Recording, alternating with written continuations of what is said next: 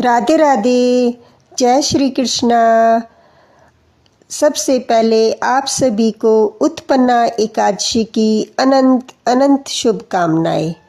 हिंदू धर्म में उत्पन्ना एकादशी का विशेष महत्व है। मार्गशीर्ष मास के कृष्ण पक्ष की उत्पन्ना एकादशी से एकादशी व्रत की शुरुआत हुई थी। भगवान विष्णु ब्रह्मांड के पालनहार हैं और वे अपने भक्तों की सभी इच्छाओं की पूर्ति करते हैं। धार्मिक मान्यताओं के अनुसार आज के दिन जो भी भक्त सच्चे मन से व्रत रखकर व्रत की कथा पढ़ते हैं और औरों को सुनाते हैं, एकादशी माता और भगवान विष्णु की कृपा सदैव उन पर बनी रहती है। तो आज के वीडियो में आज आप सुनेंगे उत्पन्ना एकादशी की संपूर्ण व्रत कथा और तुलसी माता की कथा, क्योंकि भगवान विष्णु को तुलसी जी अति प्रिय है। जो भक्त भगवान विष्णु के साथ आज के दिन तुलसी जी की पूजा करते हैं, तुलसी जी के पौधे में दीपदान करते हैं, उन्हें कभी भी आर्थिक समस्याओं का सामना नहीं करना पड़ता और कभी भी उन्हें किसी मुश्किल का सामना नहीं करना पड़ता। तो आज की वीडियो में आप सुनेंगे उत्पन्ना एकादशी की कथा और माता तुलसी की कथा। एक समय श्री सूत जी महाराज ने सोनका आदि ऋषियों के आग्रह पर उत्पन्ना एकादशी का महात्म्य सुनाते हुए कहा, हे मुनीश्वर, भगवान श्री कृष्ण ने विधि सहित इस एकादशी का महात्म्य धर्मराज युधिष्ठिर से कहा था।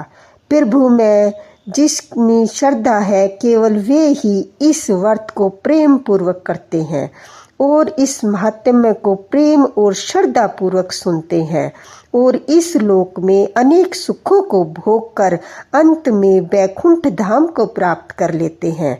एक बार धर्मराज ने भगवान कृष्ण से पूछा कि हे जनार्दन, एकादशी व्रत की महिमा क्या है? इस व्रत को करने से कौन सा पुण्य मिलता है?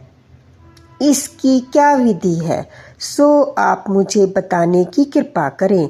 धर्मराज युधिष्ठिर के ये वचन सुनकर भगवान कृष्ण ने कहा कि धर्मराज, सबसे पहले हेमंत ऋतु के मार्गशीर्ष मास में कृष्ण पक्ष की एकादशी का व्रत रखना चाहिए। 10वीं तिथि को शाम को दातुन आदि करनी चाहिए। उसके बाद कोई भी भोजन नहीं करना चाहिए और अधिक न बोले। एकादशी के दिन प्रातःकाल 4 बजे उठकर सबसे पहले व्रत का संकल्प करें और उसके पश्चात तुलसी की मिट्टी अपने शरीर पर लगाकर शुद्ध जल से स्नान करे। व्रत करने वाला चोर, पाखंडी, पर स्त्रीगामी, निंदक, मिथ्याभाषी तथा किसी प्रकार के पापी मनुष्य से बात न करे।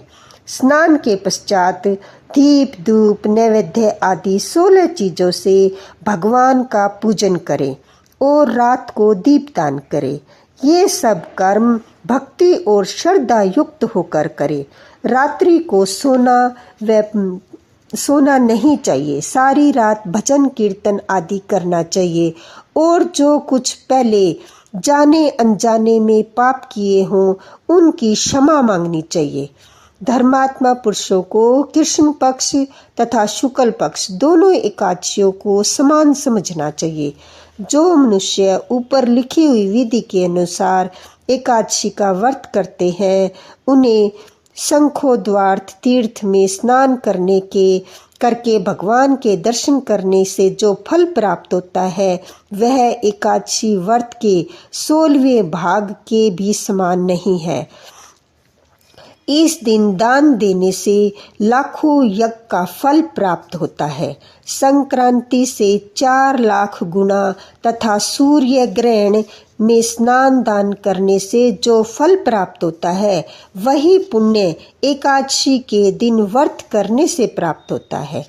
आशुमेघ यज्ञ करने से 100 गुना तथा 1,00,000 तपस्वियों को 60 वर्ष तक भोजन कराने से 10 गुना, 10 ब्राह्मणों अथवा 100 ब्रह्मचारियों को भोजन कराने से 1000 गुना पुण्य भूमि दान करने से होता है। उससे 1000 गुना पुण्य कन्यादान का होता है और उससे 10 गुना पुण्य विद्यादान करने से होता है।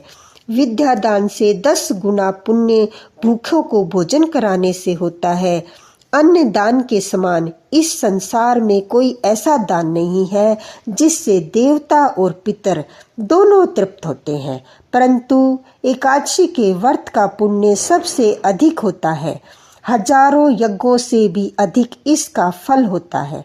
एकादशी के व्रत का प्रभाव देवताओं को भी दुर्लभ है। रात्रि को भोजन करने वाले को उपवास का आधा फल मिलता है और दिन में एक बार भोजन करने वाले को उसका आधा फल मिलता है, परंतु निर्जल व्रत रखने वाले का महात्म्य तो देवता भी वर्णन नहीं कर सकते। युधिष्ठिर बोले, हे भगवान, आपने हजारों यज्ञ और लाख गोदान को भी एकादशी के व्रत के बराबर नहीं बताया। सो यह तिथि सब तिथियों से उत्तम कैसे हुई, यह आप विस्तार पूर्वक मुझसे कहिए। युधिष्ठिर के वचन सुनकर भगवान श्री कृष्ण बोले, हे युधिष्ठिर, सतयुग में मुर नाम का एक दैत्य था। वह अत्यंत बलवान और भयानक था। उस प्रचंड दैत्य ने इंद्र आदि, वसु, वायु, यज्ञ, अग्नि आदि सब देवताओं को पराजित करके भगा दिया। तब इंद्र सहित सभी देवताओं ने भयभीत होकर शिवजी से अपने दुख का कारण तथा दैत्य का वृत्तांत कहा और बोले, हे कैलाशपति, मूर्ख दैत्य से भयभीत होकर सब देवता मृत्युलोक में फिर रहे हैं। तब शिवजी बोले, हे देवताओं, तीनों लोकों के स्वामी, भक्तों के दुखों का नाश करने वाले भगवान विष्णु की शरण में जाओ, वही तुम्हारे दुखों को दूर कर सकते हैं। शिवजी के ऐसे वचन सुनकर इंद्र आदि सभी देवता क्षीर सागर में पहुँचे। वहां भगवान को शयन करते हुए देखकर इंद्र हाथ जोड़कर उनकी स्तुति करते हुए बोले, हे देवताओं द्वारा स्तुति करने योग्य प्रभु, आपको बारंबार नमस्कार है। देवताओं की रक्षा करने वाले हे मधुसूदन, आपको नमस्कार है। आप हमारी रक्षा करें। दैत्यों से भयभीत होकर हम सब देवता आपकी शरण में आए हैं। आप इस संसार के कर्ता, माता पिता, उत्पत्ति तथा पालन करता और संहार करने वाले हैं। सबको शांति प्रदान करने वाले हैं। आकाश और पाताल भी आप ही हैं। सबके पिता में ब्रह्मा, सूर्य, चंद्र, अग्नि, सामग्री, होम, आहुति, मंत्र, तंत्र, जप, यजमान, यज्ञ, कर्म, कर्ता, भोक्ता भी आप ही हैं। आप सर्वव्यापक हैं। आपके सिवा तीनों लोकों में चर तथा अचर कुछ भी नहीं है। हे भगवान, दैत्यों ने हमको जीतकर स्वर्ग से निकाल दिया है और सब देवता इधर उधर भागे भागे फिर रहे हैं। आप उन दैत्यों से हमारी रक्षा करें। इंद्र के ऐसे वचन सुनकर भगवान विष्णु बोले, हे इंद्र, ऐसा मायावी दैत्य कौन है जिसने सब देवताओं को जीत लिया? उसका क्या नाम है? उसमें क्या बल है और किसके आश्रय है तथा उसका स्थान कहाँ है? यह सब मुझसे विस्तार पूर्वक कहो। भगवान के ऐसे वचन सुनकर इंद्र बोले, हे सर्वव्यापी भगवान, प्राचीन समय में चंद्रावती नगरी में नाड़ी जंग नाम का एक राक्षस था। उसी के महापराक्रमी और लोक विख्यात मुर नामक पुत्र ने सब देवताओं को स्वर्ग से निकालकर वहां से भगाकर अपना अधिकार कर लिया है। वह इंद्र, अग्नि, वरुण, यम, वायु, ईश, चंद्रमा आदि सब के स्थान पर अधिकार करके और सूर्य बनकर आप ही प्रकाश करता है। वह स्वयं मेघ बन बैठा है और सबसे अजय है। हे असुर निकंदन, उस दुष्ट को मारकर देवताओं को निर्भय बनाइए।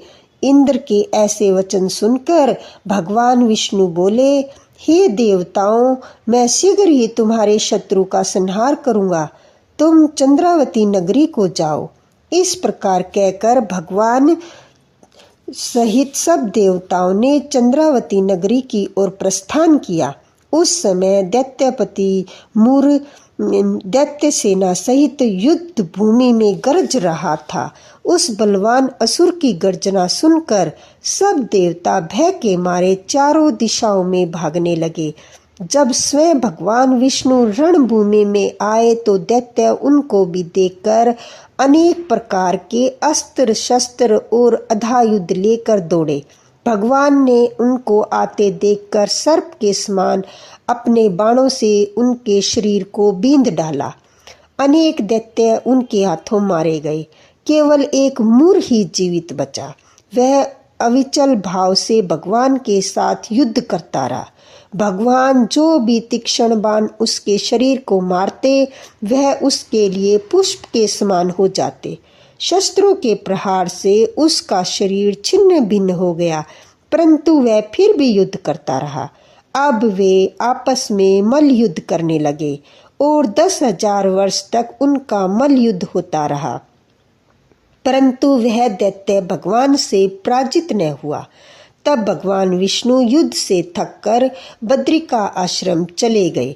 वहां पर एक हेमवती नाम की सुंदर गुफा थी। उसमें विश्राम के लिए वे उसके अंदर प्रवेश कर गए। यह गुफा 12 योजन लंबी थी और उसमें एक ही द्वार था। भगवान वहां जाकर सो गए। वह दैत्य उनको सोया हुआ देखकर मारने के लिए उद्यत हुआ। वह अपने मारने का प्रयत्न कर ही रहा था कि उसके शरीर से एक अत्यंत प्रभावशाली सुंदर कन्या अस्त्र शस्त्र धारण किए हुए उत्पन्न हुई और दैत्य के सामने आकर युद्ध करने लगा। वह दैत्य उस बलवान कन्या को देखकर आश्चर्यचकित होकर उसके साथ युद्ध करने लगे। उस कन्या के ऐसे भयानक पराक्रम को देखकर दैत्य विचारने लगा कि इस कन्या को किसने बनाया है जो ऐसा भयानक युद्ध कर रही है। वह ऐसा विचार कर ही रहा था कि उस महादेवी ने उस बलवान दैत्य के रथ को चूर चूर कर दिया और उसके अस्त्र शस्त्र काट कर टुकड़े टुकड़े कर दिए। वह दैत्य महान क्रोध करके मल्ल युद्ध करने लगा, परंतु देवी ने उसको धक्का मारकर मूर्छित कर दिया। जब वह दैत्य मूर्छा से जागा तो उस देवी ने उसका सर काट डाला। इस प्रकार वह दैत्य तो पृथ्वी पर गिरकर मृत्यु को प्राप्त हुआ और बाकी दैत्य डर के मारे पाताल लोक को भाग गए। जब भगवान विष्णु की निद्रा टूटी तो उन्हें मूर दैत्य का कटा हुआ सिर व कन्या को दोनों हाथ जोड़कर खड़े देखा। तब भगवान उस कन्या से पूछने लगे, हे देवी, जिस दैत्य से इंद्र आदि सब देवता भयभीत होकर स्वर्ग से भाग गए थे, उसको किसने मारा है? वह कन्या कहने लगी कि भगवान, जब आप निद्रा में थे तो यह दैत्य आपको मारने के लिए उद्यत हुआ। उस समय आपकी योग माया द्वारा आपके शरीर से उत्पन्न होकर मैंने इस दैत्य को मार गिराया। यह सुनकर भगवान कहने लगे कि हे देवी, तुमने देवताओं के भय को दूर करके बड़ा भारी कार्य किया है, अतः तुम अपनी इच्छा अनुसार वर मांगो। तब वह देवी बोली, हे भगवान, यदि आप मुझे वरदान देना चाहते हो तो यह वरदान दीजिए कि जो कोई भी मेरा व्रत करे उसके सब पाप नष्ट हो जाए और अंत में मोक्ष को प्राप्त होवे। जो इस व्रत का पुण्य है उसका आधा रात्रि को भोजन करने वाले को मिले और जो एक बार भोजन करे उसको भी आधा फल प्राप्त हो। जो मनुष्य भक्ति पूर्वक मेरे व्रत में एक बार भी भोजन न करे उसको धर्म, धन और मुक्ति प्राप्त हो। भगवान ने कहा, हे कल्याणी, ऐसा ही होगा। मेरे और तुम्हारे भक्त एक ही होंगे और वे अंत में मोक्ष को प्राप्त करके मेरे लोक को जाएंगे। क्योंकि तुम एकादशी को उत्पन्न हुई हो, अतः तुम्हारा नाम एकादशी होगा। तुम मुझ सब तिथियों में प्रिय हो, इस कारण तुम्हारे व्रत का फल सब तीर्थों से भी अधिक फल देने वाला होगा। ऐसा कहकर भगवान अंतर्ध्यान हो गए और प्रभु के उत्तम वचनों को सुनकर एकादशी अत्यंत प्रसन्न हुई। भगवान श्री कृष्ण कहते हैं, हे युधिष्ठिर, सब तीर्थों के फल से एकादशी का व्रत का फल सबसे सर्वश्रेष्ठ है। एकादशी व्रत करने वाले को मैं मोक्ष पद देता हूँ, उनके शत्रुओं का नाश एवं समस्त विघ्नों को नष्ट करता हूँ। यह मैंने तुमको एकादशी की उत्पत्ति का सब वृत्तांत बतलाया है। एकादशी पापों को नष्ट करने वाली तथा सिद्धि को देने वाली है। उत्तम पुरुषों को दोनों एकादशी को समान समझना चाहिए, कोई भेदभाव नहीं समझना चाहिए।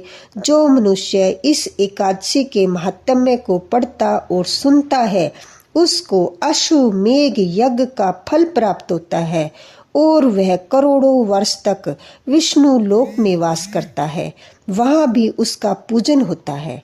जो मनुष्य एकादशी महात्म्य के चौथे भाग को पढ़ता है उसके भी अनेक पाप नष्ट हो जाते हैं। विष्णु धर्म के बराबर दूसरा कोई धर्म नहीं है और एकादशी व्रत के समान कोई दूसरा व्रत नहीं है। बोलो विष्णु भगवान की जय, एकादशी माता की जय। आइए अब तुलसी जी की कहानी सुनते हैं। पौराणिक कथा के अनुसार प्राचीन काल में जलंधर नाम का एक राक्षस हुआ करता था, जिसने चारों तरफ बहुत उत्पात मचा रखा था। वह राक्षस बहुत ही वीर और पराक्रमी था। राक्षस की वीरता का रहस्य था उसकी पत्नी वृंदा का पतिव्रता धर्म, और वृंदा अपने इस पतिव्रत धर्म का पालन बहुत अच्छे तरीके से करती थी। पत्नी के व्रत के प्रभाव से ही वह राक्षस इतना वीर बन पाया था कि उसके उत्पात और अत्याचार से परेशान होकर देवतागण भगवान विष्णु के पास गए और उसने राक्षस से बचने की गुहार लगाई। सभी देवताओं की प्रार्थना सुनकर भगवान श्री विष्णु ने वृंदा का पतिव्रत धर्म भंग करने का निश्चय किया। भगवान ने जलंधर का रूप धरकर वृंदा के महल में पहुंच गए। जैसे ही वृंदा की नजर अपने पति पर गई, वह तुरंत पूजा से उठ गई और जलंधर का रूप धरे भगवान विष्णु के चरण छू लिए। जिस समय वृंदा पूजा के लिए बैठी हुई थी, उस समय उसका पति राक्षस जलंधर युद्ध मैदान में युद्ध कर रहा था। तभी युद्ध के दौरान मैदान में उसके पति का कटा हुआ सिर उसके आंगन में आकर गिर पड़ा। वृंदा यह देखकर बड़ा क्रोध आया और उसने सोचा कि अगर मेरे पति यहाँ है तो आखिर यह कौन खड़े हैं। उसी समय सामने भगवान विष्णु खड़े हुए नजर आए। तब क्रोधित होकर वृंदा ने भगवान विष्णु को श्राप दे दिया कि आप पत्थर के बन जाओ। वृंदा के श्राप से श्री विष्णु तुरंत ही पत्थर के बन गए। यह देखकर लक्ष्मी जी ने वृंदा से भगवान विष्णु को श्राप से मुक्त करने की प्रार्थना की। माता लक्ष्मी के अनुरोध पर वृंदा ने भगवान विष्णु के श्राप को विमोचन कर दिया और स्वयं अपने पति का कटा हुआ सिर लेकर सती हो गई। जहाँ पर वृंदा सती हुई, वहीं उस राख से एक पौधा उत्पन्न हुआ, जिसे भगवान विष्णु ने तुलसी का नाम दिया और कहा कि शालिग्राम नाम से मेरा एक रूप इस पत्थर में रहेगा, जिसकी पूजा तुलसी जी के साथ की जाएगी। ये थी एकादशी व्रत की कथा। अब सुनिए एकादशी माता की जय। एकादशी माता की जय। विष्णु भगवान की जय।